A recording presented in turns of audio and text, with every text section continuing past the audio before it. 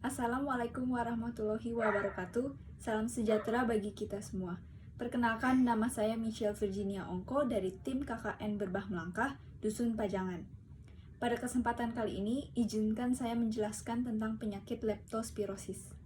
Leptospirosis atau yang biasa dikenal dengan penyakit kencing tikus disebabkan oleh bakteri Leptospira. Bakteri ini dapat bertahan berhari-hari hingga berminggu-minggu pada kondisi yang hangat, lembab, dan terutama di lingkungan perairan. Bakteri ini dikeluarkan dari hewan yang terinfeksi melalui urin atau kencingnya. Pada tahun 2019, di Jawa Tengah terdapat 458 kasus dengan 67 kematian. Nah, faktor risikonya yaitu pada musim hujan dan banjir, daerah tropis, kebiasaan tidak memakai alas kaki, keberadaan tikus di dalam atau di sekitar rumah, usia produktif 15-69 tahun, dan pekerjaan di bidang pertanian, peternakan, pertambangan, rumah potong hewan, tentara, dan peternakan, dan tempat berair dan aktivitas di air ataupun lumpur. Nah, bagaimana sih cara penularannya? Sumber penularan utama yaitu tikus. Tikus berperan sebagai reservoir atau penampung, sehingga ketika tikus ini sakit, dia bisa tidak menunjukkan gejala sakit. Tikus yang sakit ini akan mengeluarkan urin atau kencing yang mengandung bakteri Leptospira. Manusia dapat terinfeksi melalui dua jalur, yaitu kontak langsung dan tidak langsung. Kontak langsung yaitu ketika urin dari hewan yang terinfeksi masuk ke tubuh manusia melalui luka terbuka, makanan atau minuman yang terkontaminasi, ataupun cipratan dari urin yang masuk ke selaput lendir, yaitu mata, hidung, atau mulut. Kontak tidak langsung yaitu ketika urin dari hewan yang terinfeksi ini mengkontaminasi air atau tanah umumnya yang berlumpur di lingkungan manusia.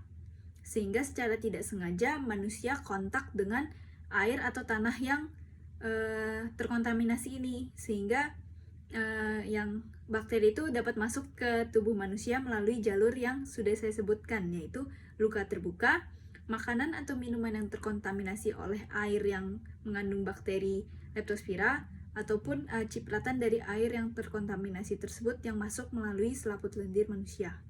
Hewan mamalia lain juga dapat terinfeksi leptospirosis dengan cara urin dari tikus ini mengkontaminasi makanan atau minumannya. Bisa juga dari lingkungannya yang terdapat air cemaran dari urin tikus yang mengandung Leptospira, bakteri Leptospira. Masa inkubasi leptospirosis yaitu 7-12 hari. Gejala klinis yang timbul antara lain demam, sakit kepala, mual dan muntah, nyeri otot, terutama di betis dan bagian perut, kulit dan mata yang kekuningan atau ikterus, dan mata merah. Namun, leptospirosis juga dapat bersifat asimptomatik atau tidak menunjukkan gejala sakit.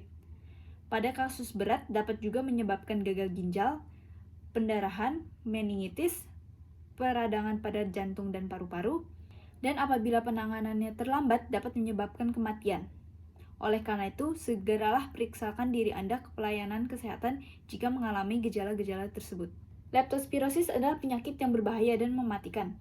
Oleh karena itu, yuk kita cegah penyebaran penyakit leptospirosis dengan cara menjaga kebersihan lingkungan, membersihkan sarang tikus, mencegah tikus masuk ke dalam rumah, gunakan pelindung alas kaki seperti boots dan sarung tangan karet ketika membersihkan genangan air atau pada pekerjaan yang berisiko, cuci tangan dengan sabun setelah beraktivitas dan sebelum makan, tutup luka sebelum Anda terpapar pada air atau lingkungan yang kotor, hindari berenang dan mandi pada air yang kotor, dan masak air hingga matang sebelum dikonsumsi. Kemudian vaksinasi hewan peliharaan Anda yang berpotensi tertular oleh leptospirosis. Sekian penjelasan saya mengenai leptospirosis. Semoga penjelasan saya tadi mudah dimengerti dan dapat bermanfaat untuk mencegah penyebaran leptospirosis. Terima kasih.